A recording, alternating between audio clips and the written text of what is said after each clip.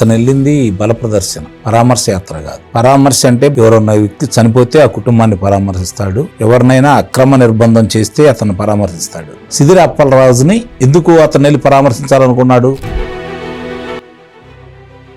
ఎస్ఐని ఈరోజు వాళ్ళు చేసినటువంటి పరాభవం సభ్య సమాజం తలదించుకునే విధంగా ఉంది. మళ్ళీ మేము అధికారంలో వస్తామని చెప్పి మా నాయకుడు చెబుతున్నాడు కదా, ఆ ధైర్యంతో వాళ్ళు వెళ్తున్నారు. నమస్తే అండి, వెల్కమ్ టు అవర్ ఛానల్. మనతో ఈ రోజు సీనియర్ పొలిటికల్ అనలిస్ట్ అంకమరావు గారు ఉన్నారు. సార్ నమస్తే. సార్ నమస్తే అమ్మా.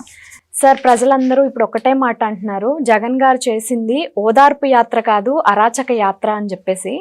ఆయన ఓదార్పు యాత్ర అని చెప్పేసి ఆయన వచ్చిన వేళ విశేషం, అక్కడ ఎవరైతే లేడీ ఎస్ఐ ఉన్నారో ఆవిడ అక్కడ ఉన్న ప్రజల్ని నిబంధనల ప్రకారం నడుచుకోండి అని చెప్పినందుకు వైసీపీ నేతలు అందరూ కూడా ఆవిడ్ని చుట్టుముట్టేసి ఎక్కడంటే అక్కడ టచ్ చేసి, అసలు అంటే ఒక లేడీ పోలీస్కే రక్షణ లేకుండా ఉంటే ఇంకా మామూలు ఆడవాళ్ళ పరిస్థితి ఏంటి సార్?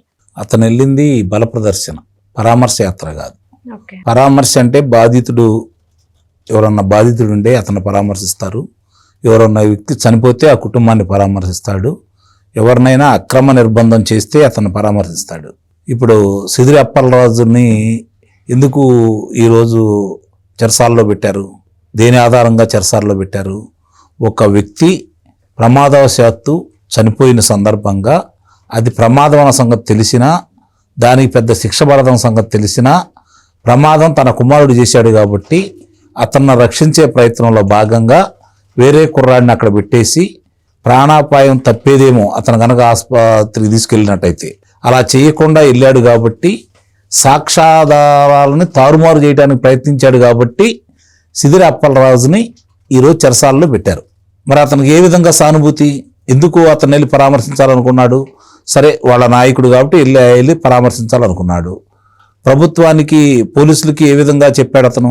నేను అతను పరామర్శకు వెళ్తాను. పోలీసులు దానికి కదా అనుమతి ఇచ్చింది. దాన్ని కాదని 16 నెలలు జైల్లో ఉన్న అతను తెలియదా?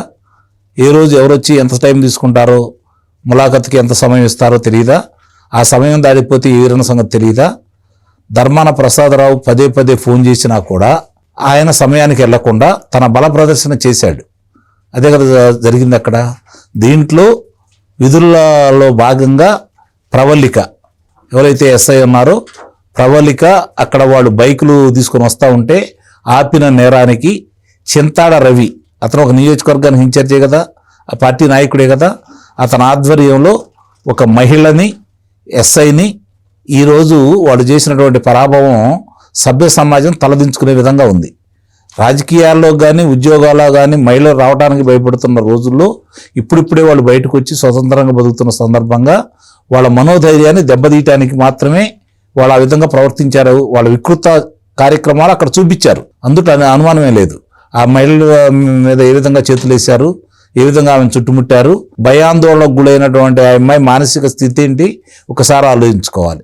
మరి జరిగి ఇంత సమయం అవుతుంది, ఇంతవరకు దాని మీద చర్యలు పోలీసులు కానీ ప్రభుత్వం కానీ తీసుకోలేదు. దీన్ని కూడా తప్పుపట్టాలి మనం. ఒక మహిళా ఎస్ఐకే న్యాయం చేయలేని ఇల్లు ప్రజలకేం న్యాయం చేస్తారు? ఆ అమ్మాయిది ఏదైనా పొరపాటు ఉంటే అనుకోవాలి. నియమ నిబంధనలకి విరుద్ధంగా వాళ్ళు వ్యతిరేకంగా చేసేటప్పుడు మీరు ఇలా రావద్దని చెప్పిన నేరానికి ఆ అమ్మాయిని చుట్టుముట్టి ఒక నియోజకవర్గం నాయకుడు అయ్యి ఉండి చింతాడ రవి వాళ్ళ ఆధ్వర్యంలో ఇలా జరుగుతూ ఉంటే ఇప్పటి వరకు వాళ్ళ మీద చర్యలు తీసుకోకపోవడం ఏ విధంగా భావించాలి మనం? ఇదంతా పోలీస్ వైఫల్యం అనుకోవాలా సార్? ప్రభుత్వ వైఫల్యం అంటాను నేను. పోలీసు వైఫల్యం ఏంటి? పోలీసులకి వాళ్ళ విధులను వాళ్ళు చేయనియాలి కదా. ప్రభుత్వం కూడా చూస్తా కూర్చుంటుందా? ఇదే పోలీసులు కదా గతంలో తెలుగుదేశం పార్టీ నాయకులు ఇళ్ల మీదకి వెళ్ళి అర్ధరాత్రి పూట వెళ్ళి నానా హడావుడి చేసి తలుపులు బద్దలగొట్టి తీసుకొని వెళ్ళాడు కదా. అంటే ఆ రోజు ఆ పాలకులు చెప్పిన పోలీసులు ఈరోజు వాళ్ళు చెప్పలేకపోతున్నారా? మీరు తప్పు కళ్ళ ముందు కనపడతా ఉంటే, తప్పు జరిగిందని చెప్పి సాక్ష్యాధారాలు ఉంటే, విధుల్లో ఉన్నటువంటి ఒక అధికారిని విధులకు ఆటంకం కలిగించడమే కాకుండా ఆ విధంగా దౌర్జన్యం చేస్తూ ఉంటే ప్రభుత్వం ఏం చేస్తుంది? పోలీసులు చేయలేదు, సరే పోలీసులు ఇంకా జగన్మోహన్ రెడ్డి మనుషులు ఉండాలని అనుకుందాం, వాళ్ళకి అనుకూలంగా చేస్తున్నారని అనుకుందాం. మరి మీరేం చేస్తున్నారు? ఆ పోలీసులను ఇంకా విధుల్లో ఎందుకు కట్టి పెడుతున్నారు? ఎందుకు చర్యలు తీసుకోవట్లేదు? మీరు ఏది వింటలేదు? ఆ పోలీసులు కళ్ళ ముందు కనపడుతున్నాయి అమ్మా ఇవన్నీ. వాళ్ళ తప్పు ఎంత ఉందో అంతకంటే ఎక్కువ ప్రభుత్వం తప్పు ఉందని అయితే నేను భావిస్తున్నాను. మహిళా ఎస్ఐ విధులు ఎలా నిర్వహిస్తుంది రేపొద్దున? ఆ అమ్మాయికి రక్షణ ఏంటి? ధైర్యంగా ఏ విధంగా పనిచేస్తుంది రేపొద్దున? ఎక్కడికన్నా విధుల్లో పలానా కార్యక్రమం మీరు చేపట్టండి, ఫలాని కేసును ఛేదించండి అని చెప్పారనుకో పై అధికారులు, ఏ ధైర్యంతో వెళ్ళిద్ది? కింద వారికి ధైర్యం ఇవ్వాలి కదా, అప్పుడు కదా వాడు పనిచేసేది. వాళ్ళకు నమ్మకం కలిగించాలి కదా. నమ్మకం కలిగించడంలో అధికారులు ఎలా విఫలమవుతున్నారో, అధికారుల చేత పనులు చేయించుకోవడంలో ప్రభుత్వం కూడా అలానే విఫలమవుతుంది. ప్రభుత్వం విఫలమైంది కాబట్టి జగన్మోహన్ రెడ్డి ఇన్నిసార్లు ఈ విధంగా అరాచకంగా చేస్తా ఉన్నాడు. ఇంతవరకు దాని మీద ఇంతవరకు చర్యలు లేవు, ఏ ఒక్కదానికి కూడా. నానా పులిస్ లాగా ఉంది. తర్వాత వచ్చి అధికారులు మాట్లాడతారు, లేకపోతే నాయకులు మాట్లాడతారు, మిగిలిన వాళ్ళందరూ మాట్లాడతారు. కానీ అలా జరగకుండా చూసుకోవాల్సిన బాధ్యత ఎవరిది? దాంట్లో ప్రభుత్వం విఫలమవుతుందని అయితే నేను భావిస్తున్నాను. సార్, ఇప్పుడు ఒక ఎస్ఐ పరిస్థితి ఇలా ఉంటే, ఇప్పుడు వైసీపీ మీద ఎవరైనా క్వశ్చన్ చేస్తే మామూలు మహిళల పరిస్థితి ఏంటి సార్? ప్రభుత్వం ఇచ్చిన ఉదాసీనత వల్లే వాళ్ళు ఇలా ఉన్నారని చెప్పని ప్రజలందరూ భావిస్తున్నారు. దీన్ని బట్టి కూడా మనకు కూడా అదే విధంగా భావన కలుగుతూ ఉంది. ఇప్పుడు ఎక్కడైనా చూసుకున్నా కూడా చాలా ఉదంతాలు చూసుకుంటా ఉంటే వాళ్ళు చేసిన అరాచకానికి శిక్షలుగా పట్టలేదు కాబట్టి వాళ్ళు ధైర్యంగా బయటకు వస్తున్నారు. శిక్షలు వేసినప్పుడు కదా వాడు భయపడేది. పలానాళ్ళకి ఏం జరగలేదు, మేము అట్లా అంతకంటే ఎక్కువ చేయొచ్చు, మళ్ళీ మేము అధికారంలోకి వస్తామని చెప్పి మా నాయకుడు చెబుతున్నాడు కదా, ఆ ధైర్యంతో వాళ్ళు వెళ్తున్నారు. లేకపోతే వాళ్ళకి ఆ ధైర్యం ఎక్కడి నుంచి వచ్చింది? ఇద్దరిని కరెక్ట్గా శిక్షిస్తే మూడోవాడు బయటకు వస్తాడా? రాడు కదా. ఉదాసీనంగా ఉండబట్టే వాళ్ళు పెట్టరైపోతా ఉన్నారు. Okay sir, thank you. నమస్తే అమ్మా.